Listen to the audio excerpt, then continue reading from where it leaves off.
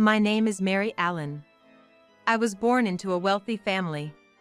Thanks to that, I've never been short of money, and after graduating from college, I was able to pursue the business I wanted. As for whether I'm beautiful, not really. I often think it's surprising my husband chose me, as I have a very ordinary appearance. But I know why my husband approached me and married me. It's because I'm the CEO. Dreaming of marriage, I fell right into my husband's trap and married him without any suspicion. And now, my husband Sean uses my platinum card as he pleases. However, as long as Sean's in a good mood, I didn't think much of him using the card. That's what I thought. But recently, I was surprised to see the bill for the card. It was an overwhelming amount. Using it so much must mean something's up. I suspected my husband and decided to stop the card. Then, I got a call from him. "Hey, the card's not working." Yes, I stopped it. Why did you stop it? Because the bill was too high. I thought maybe the card number had leaked. Make the card work again. Why? I'm in trouble without the card. But, what if the number has leaked somewhere? Shut up. It's just high because I've been using it. Make it work again. Why are you using it so much? If it's really you, that's way too much. What? It is natural for a wife to devote herself to her husband, isn't it? You mean it's up to me what I use it for? I just need to be able to use it as soon as possible. While saying it's natural for a wife to dote on her husband, Sean has done nothing for me. On the contrary, he does whatever he pleases. Moreover, my husband Sean acts like I don't even exist, let alone matter to him. He was kind before we got married, but after we tied the knot, his love cooled off dramatically. Hey! Don't show your face in front of me! That was the first thing he said to me after we returned from a trip to Europe, a week after getting married. You're only presentable because you wear makeup. Don't you dare show me your bare face. It's hideous. What am I supposed to do then? What do you mean what? The fact is you're ugly, so don't go out in public without makeup. Your face is literally harmful, it's criminal. His words were too harsh. I don't think I'm that ugly, and even my friends say I'm not beautiful but not ugly either. In other words, I'm just average. Although, I must admit I do pale in comparison to my relatives. Then, one day, Sean announced he had quit his job. Quit? You mean you've already quit, not that you're going to? Yeah, that's right. It's fine. You're working, so there's no need for me to work, right? But, I think it's problematic if you're not working. I married you for your wealth. Marrying you meant I wouldn't have to work. So why should I kneel down to others and feel stressed? I want to live freely, you should work. If that's the case, please take care of the house. Hire a maid. With the money you're making, you can afford to hire one. No matter what I say, Sean won't listen. Realizing this marriage was a trap, I mentioned divorce. Then, suddenly, his attitude changed. I'm sorry, I didn't realize you were feeling so trapped. It's not how I really feel. I actually do like you. It's just that I never received proper love from my parents, so I don't know how to show love. That's all it is. No, Sean's parents might have a skewed way of loving, but they definitely show love in their own way. I know because I've seen it. I absolutely hate the idea of separating from you. Feeling pity for Sean, I ended up tearing up the divorce papers. But if he loves me that much, at least I want children. Hey, let's have kids. If you love me, you'd want my children, wouldn't you? Then, he made a face as if he was displeased. But quickly putting on a look of pity, he lined up words as if for my sake. What are you talking about? If we have a child, you'll have to give birth. Giving birth is said to be excruciatingly painful. I don't want you to go through that pain. Then, we could just go for an epidural. No, it's not about that. If a child is born, it needs to be raised. Meaning, it'll take up our time. If the child takes up your time, you won't be able to work. You're at home. You should be able to take care of it. No, it's not like I'm just playing around forever. I just haven't found something I want to do yet. Once I find it, I'll charge into it like a wild boar. Then, I won't have time for a child. So, no kids for me. Besides, I want it to be just the two of us. Is it kindness or selfishness? Sean's words are utterly incomprehensible. Yet, Sean is still unemployed to this day. Hey, when are you going to start working? You're searching for something you want to do, right? Haven't you found it yet? Asking Sean gets me nowhere. Just because I'm with you, I get so depressed I can't think of anything. If you really cared, you'd get plastic surgery to fix that face of yours. Maybe then, I'd be able to be more positive. What an awful thing to say. This brings us to the incident with the card. I thought there was no way the card number had leaked. It was probably just Sean using it like water. And his in-laws were probably using it too. That's why I stopped it. No more letting him do whatever he wants.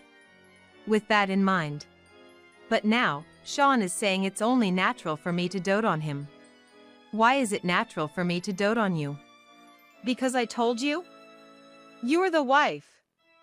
I'm the husband.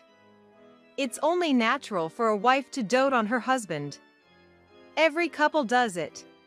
I'm not your wife anymore, though. Huh? What are you talking about? Did your brain go funny along with your face? There's no way you and I aren't husband and wife. Yes, we are. Or should I say, we made it that way. What are you talking about? It seems Sean doesn't remember at all. What do you mean, what?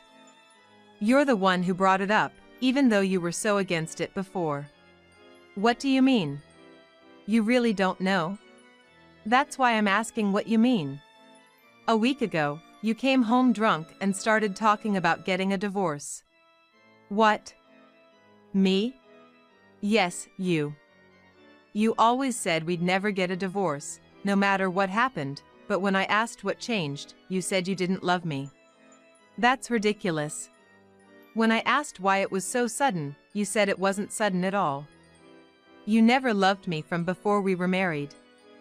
I just hadn't realized it. No, there's no way I would say that. I love you. Sean desperately claims he loves me, but his love is only for my wealth. I'm well aware of that already. So, that's why we decided to get a divorce, and when I brought out the divorce papers, you signed them quickly. Why do you even have divorce papers? I tore up the ones from when we talked about it before. But then I got new ones after that. Why would you get them? Because your attitude has been terrible, and your actions are full of domestic violence. But I apologized. Yes, you apologized, but nothing changed, did it? No. I don't want to get a divorce. Whatever I signed when I was drunk is invalid. There's no way that could be accepted. It's already been submitted to the office and accepted. I have no intention of getting a divorce. Well, you're the one who brought it up, and it's been accepted, so it's official. No, that's not okay. That can't be. Why don't you just get doted on by your 20-year-old mistress? If it's just about doting, she's much better than ugly me, isn't she? A 20-year-old mistress, what are you talking about? Sean's voice trembled. He must have thought I didn't know. But I'm aware that he has a mistress. A mistress? What are you talking about? There's no need to hide it, right? You have one, don't you? A 20-year-old mistress. Wow, 12 years younger, huh? No. I don't know anything. Why would I, a 32-year-old man, date someone that young? That's ridiculous. We wouldn't even have anything to talk about. Really? I think so too. It's really curious how a 32-year-old man can date a 20-year-old. But money can make it happen, can't it? What are you talking about? That's just crazy talk. You're being way too suspicious.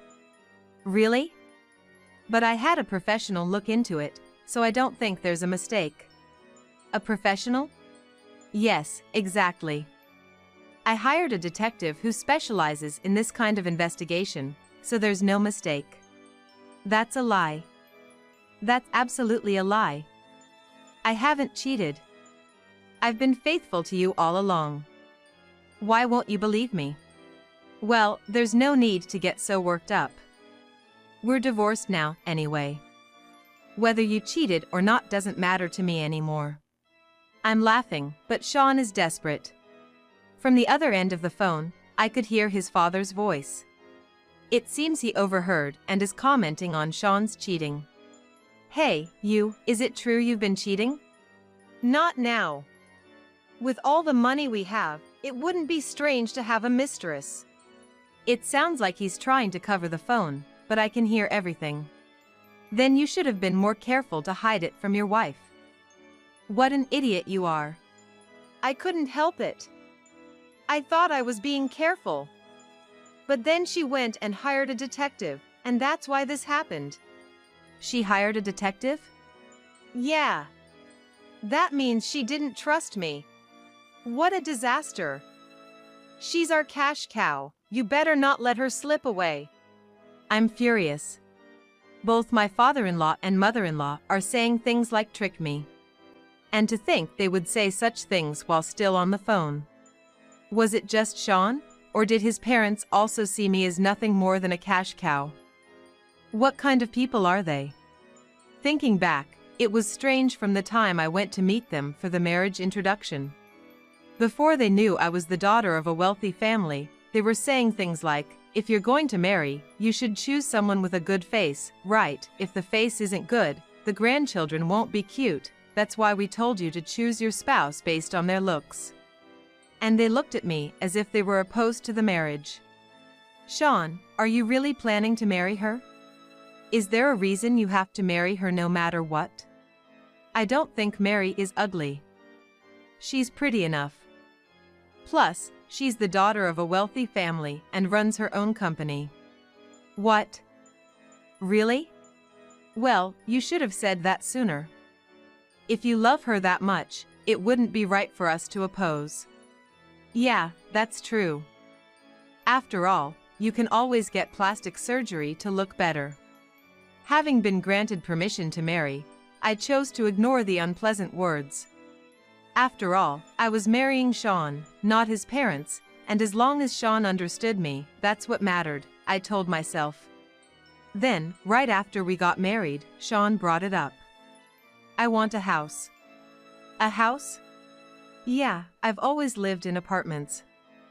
I want a home of my own. And since I'm an only child, I have to live with my parents. We'll need a big house for that. Plus, thinking about the future, it should be accessible. And when we have kids, it would be nice to have 3 spacious kids' rooms, and a pool in the backyard would be great. That way, we can play with the kids in the pool during summer and have barbecues. It needs to be that spacious, you know, for a CEO's house. Convinced that fulfilling my husband's wishes was my duty and my happiness, I contracted for the house he desired. Soon, my in-laws moved in with us, and I became like a domestic robot, cleaning the large house and cooking meals while also working. Still, being called Mary, Mary, affectionately, I felt happy to be a wife. But then, I realized only Sean and his parents went out to eat. And also on trips. A trip? Yeah, we're thinking of going to Paris. My parents have never been abroad. Oh, but I'll be busy with work then. No worries. Mary can stay and work. It's fine. Wait, isn't it a family trip? As long as there's money, it's fine. Don't worry about it. So, lend me your card. But it's okay. I never intended to go on a trip with you anyway. Since that trip, I haven't gone on any trips with my in-laws or Sean, and I was always left at home when they went out to eat. All they ever needed from me was my credit card. Basically, I was just a cash cow. I was always left at home. I should have realized it sooner. How foolish of me. It's only now that I understand. Sean is desperately trying to retract the divorce, and my in-laws are causing a commotion over the phone, looking for a more convincing way to keep me fooled. What a joke. As if I would let myself be used as a cash cow any longer. That's when Sean brought up a new argument.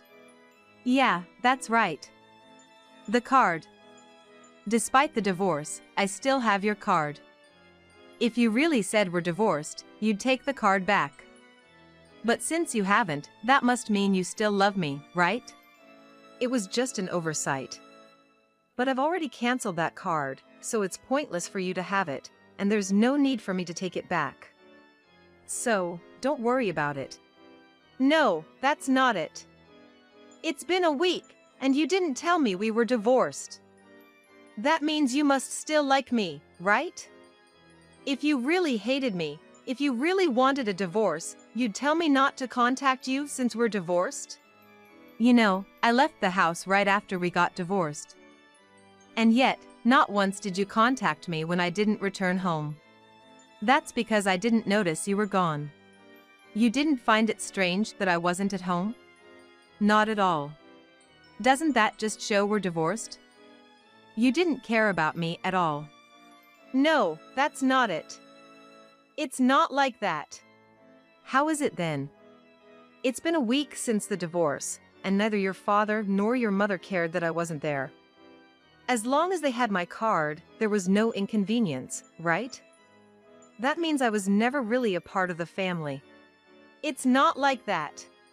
Then, can you explain how is it? That is. Sean trailed off, seemingly at a loss for words. That's exactly what I thought. So, I'm not your wife. Goodbye. Wait. No. It's just, things like this can't be conveyed over the phone. I just can't find the words. Let's meet. If we talk in person, we can understand each other. I think it's pointless, but okay, let's meet. Where should we go? But he couldn't immediately say where, promising to call back later, and then the call ended. A few days later, the place he specified was where we had our first date.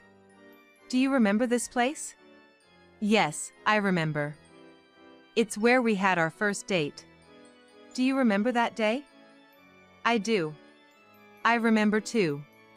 It seemed like Sean was trying to evoke the sweet memories of the past. Probably a strategy he concocted with his parents. But there weren't any sweet memories to recall. Even though it was our first date, you were 3 hours late, right? Was I? Yes, you were. You set the time, and then showed up 3 hours later. But it was fun, wasn't it? Was it? I only saw you for an hour after waiting for 3. And then, it seemed like you had double booked because you went on another date right after ours, didn't you? How did you know? Back then, you were seeing someone else too. That's why I kept quiet, hoping you'd pay attention to me. But I broke up with her soon after. Oh. Look, we had ice cream there, remember?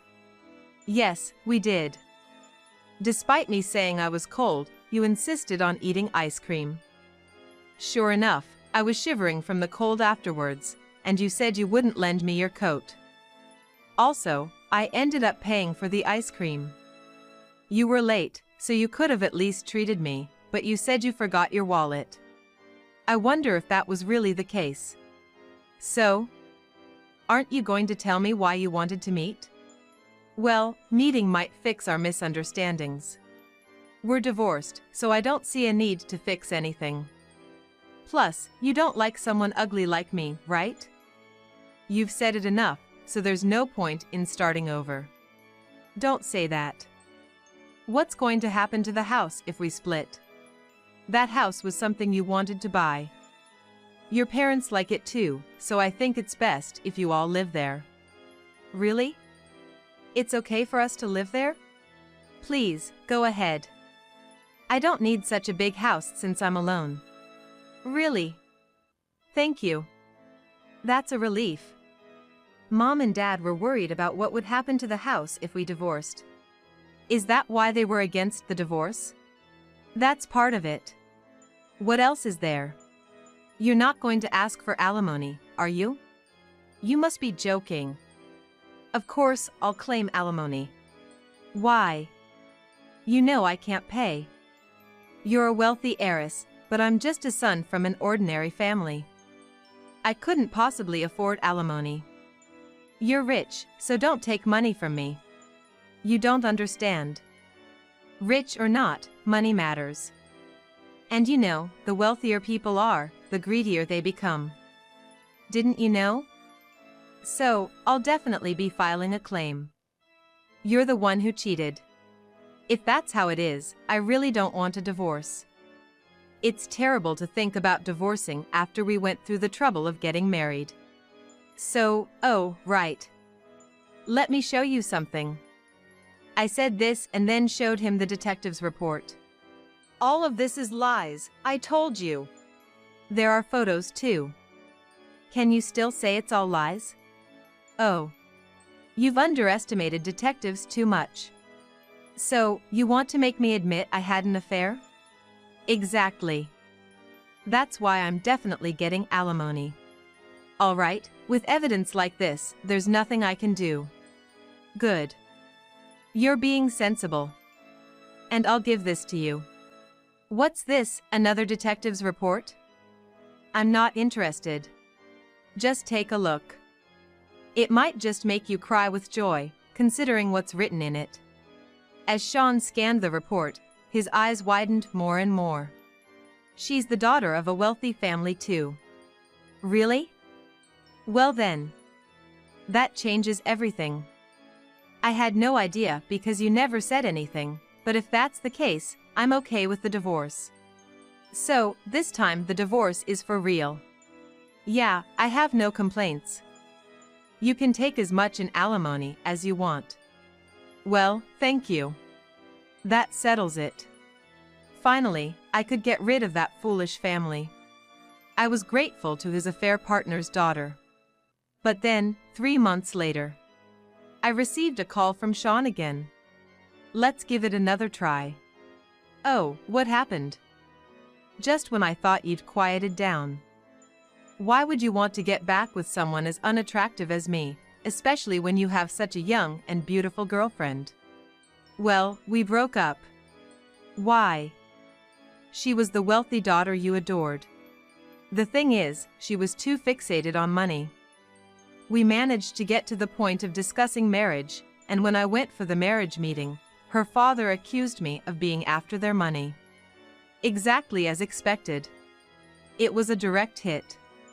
I insisted that wasn't the case, but then he said if that's so, prepare a dowry of $500,000. If I could bring that, he'd allow the marriage. I asked if that would really make them agree, and when they said yes, I borrowed the money and brought it over. Then, they started asking what kind of work I do, and when I said I'm self-employed, they wanted to know exactly what. Why does it matter so much? Everything in moderation, right? Yeah, well, it was for the sake of marriage, so I racked my brains and gave a fitting answer. What did you say? I said I'm an architect working from home. Sounds cool, doesn't it? Huh, you don't know the first thing about architecture. I thought I could wing it by saying it's a remote job. But then, they started asking about annual income, what kind of house I live in, one thing after another. It's such a hassle. That sounds pretty normal to me? Your parents never asked me that. Well, I did have you investigated by a detective agency. But you were working at a small company back then. That was it. I managed to keep my parents quiet with that, but then came the engagement ring. Anything less than $50,000 wasn't acceptable. So, I borrowed $50,000 to buy it. I thought once we got married, I'd have access to the money. I really tried. You tried all wrong. I thought the marriage was a done deal, but then her parents called me out, calling me a liar. After they had me investigated, they found out my claims of being self-employed and having money were all lies. And I had debts. Who do they think the debts were for? In the end, the marriage was called off. When I asked for my money back, they said it was alimony and wouldn't return it. I lost everything. Can you believe it? They were just one step ahead of you. I asked her to deal with her parents, but she blamed me and cut ties. And now my parents keep saying they didn't think she would be so greedy. They say you were better and tell me to get back with you every day. If I can't, they say they'll disown me. So, let's start over. No way. By the way, haven't you received a bill from the bank? Huh? For what? For the house. Why the house? Because the house is mortgaged. Huh? Why is it mortgaged? The house is big, isn't it? Yeah. And it has a pool, right? Yeah. Do you know how much it costs? About $500,000? You're off by an order of magnitude. Huh? $5 million. $5 million? Yes, $5 million. You said you wanted that house, didn't you? I thought you were going to pay for it yourself. Wow, that's impressive. What are you talking about? Why is it mortgaged? For such a big purchase, cash is obviously not an option. And you're the named owner of the house. When borrowing the money, I intended to pay, but since you're the owner, you're listed as the payer. So, the bill must be going to you from the bank. Indeed, something did come from the bank, but... yeah, a demand notice should be on its way soon. How am I supposed to pay for something like that? That's not my problem. After all, you and your parents were the ones who wanted it, and it was you who said you wanted the house even if we got divorced. But I thought it was paid for in cash. I didn't think you'd take out a mortgage. Obviously, that wasn't the case. But, too bad. If you had married her, with her family's total assets being more than mine, you could have easily bought it in cash. Missed your chance, huh? It's not about missing my chance. Plus, now I'm $550,000 in debt from the dowry and ring. And you should be getting a bill for alimony from me too. You have to pay that as well. That's impossible. But it can't be helped, right? Why not try getting a proper job and going after her again? Since she's wealthier than me, you could become a millionaire. What am I supposed to do? It's because you always rely on other people's money. Come on, let's try again. This time, I'll really take care of you. If looks are the issue, you can always get plastic surgery. I'd rather have you with money than a broke beauty. I refuse. I have no intention of becoming a cash cow for you and your family, even as a joke. You always rely on someone else's wallet. Better to work and pay off the mortgage and debts. Otherwise, you're going to be in trouble. Don't say that, please. No, thank you. Work hard on your own without relying on someone else's wealth. That's impossible. After that, more misfortune befell Sean, who was already burdened with a huge debt. It turned out that the house I gave to Sean was mortgaged by his parents to buy a resort, thinking they could make a huge profit by flipping it. However, they were scammed, and it ended with them losing millions. In the end, all that was left was debt. But from his parents' perspective, they thought the house was purchased in cash since it was bought by a wealthy daughter-in-law. Due to this, the house ended up with a double mortgage, but my in-laws fled, pretending not to know anything about it.